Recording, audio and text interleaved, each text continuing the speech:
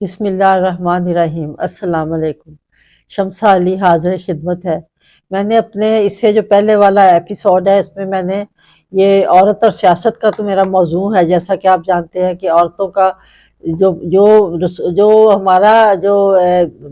اللہ تعالیٰ کا پیغام ہے، یا جو ان کا وہ جس طرح کا نظام قائم کرنا چاہتے ہیں، اس میں عورت کی کیا حیثیت ہے، یہ ہم نے قرآنک معاشرہ یا قرآن میں دیکھا کہ کس طرح کی عورتیں ہیں اور انہوں نے کیا رول پلے کیا ہے اللہ تعالیٰ کے نظام حکومت میں کو قائم کرنے میں اور اس میں اس کو آگے بڑھانے میں۔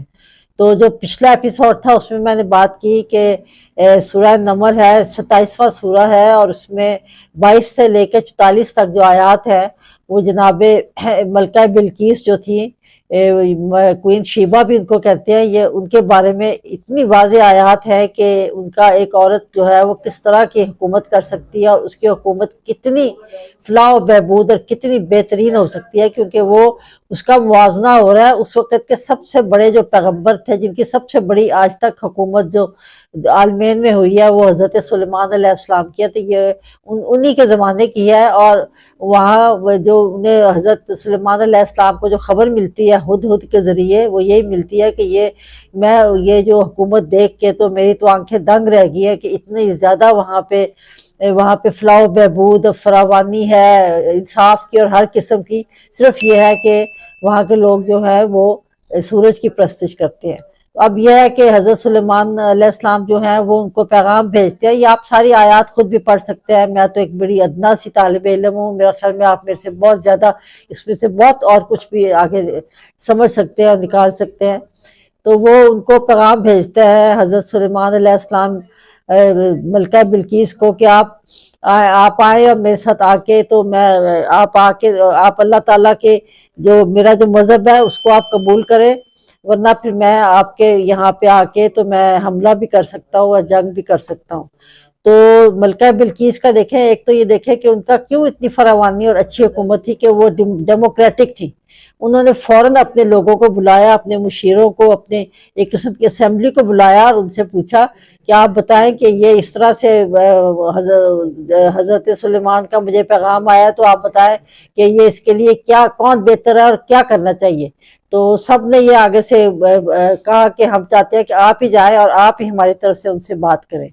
تو یہ تو آپ دیکھیں، ایک تو جمہوریت پسند تھی کتنی۔ پھر اس کے بعد انہوں نے کہا اپنے لوگوں سے کہ دیکھیں، یہ آپ جانتے ہیں کہ جب کوئی بادشاہ یا فوجیں جب کسی دوسرے ملک پہ جب حملہ کرتی ہیں تو ملک تباہ و برباد ہو جاتے ہیں، اور جو لوگ ہیں وہاں کے وہ بالکل ان کی زندگیاں ختم ہو جاتی ہیں اور وہ ذلیل و خوار ہو جاتے ہیں۔ تو میں نہیں چاہتی کہ ایسا ہو، تو یعنی کہ اور بہت خون خرابہ ہوتا ہے۔ میں نے جیسے آپ کو بتایا کہ عورت جو ہے وہ خون خرابہ پسند نہیں کرتی، جو وہ عورت اور وہ حکمران جو اللہ تعالیٰ کو پسند ہے، اس کی ایک یہ کوالٹی ہے۔ اور ویسے بھی آپ کو میں نے بتایا جیسا کہ عورت جو ہے وہ کیونکہ جنم دیتی ہے انسانوں کو، تو اس کو جتنی انسانوں کی قدر ہے اتنی کسی اور کو نہیں ہو سکتی اللہ تعالیٰ کے علاوہ۔ اس کے بعد تیسری بات جو وہ کرتی ہے، وہ جب جاتی ہے حضرت سلیمان علیہ السلام کے پاس، تو جب جاتی ہے اور ان سے بات کرتی ہے اور وہ اس کو تبلیغ کی، وہ اس کو ریلیجن کے اپنے مذہب کی طرف دعوت دیتے ہیں، تو آپ یہ دیکھیں کہ حضرت سلیمان یہ نہیں کہتے یہ تو عورت ہے، میں اس سے مذہب کے بارے میں کیا بات کروں۔ نہیں، وہ خود جاتی ہے اور وہ حضرت سلیمان علیہ السلام اس سے بات کرتے ہیں اور اس کو اپنے مذہب اسلام کی دعوت دیتے ہیں، اور وہ خوش دلی سے قبول کرتی ہے، اور وہ کہتی ہے کہ میں نے آج تک اپنے پہ ظلم کیا اور میں آپ کا مذہب قبول کرتی ہوں، اور وہ اسلام قبول کر لیتی ہے۔ اب اس عورت کی آپ کوالٹیز دیکھیں، ڈیموکریٹک ہے، بلڈ شیڈ نہیں چاہتی ہے اپنی حکومت کی، میں اپنی حکومت قائم رکھوں چاہے خون خرابہ ہو، میں نے اپنی حکومت کی ختم کرنی، اور اس کے علاوہ وہ توحید کی طرف فوراً راغب ہو جاتی ہے۔ اس کا آپ موازنہ کریں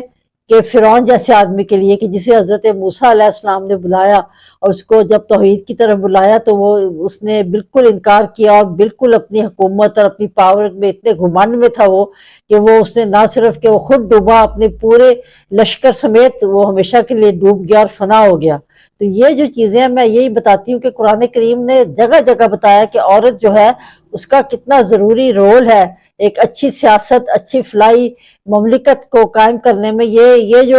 میں سمجھتی ہوں کہ ملکہ بلقیس کا اور ملکہ سبا کا جو قصہ قرآن کریم نے اپنے اندر